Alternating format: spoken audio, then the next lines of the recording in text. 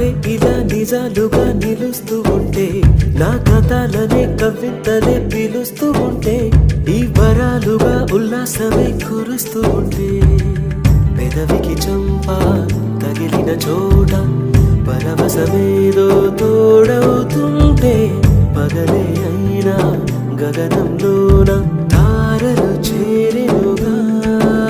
నిజంగా నేనేనా ఇలా నీ జతలో ఉన్నా, ఇదంతా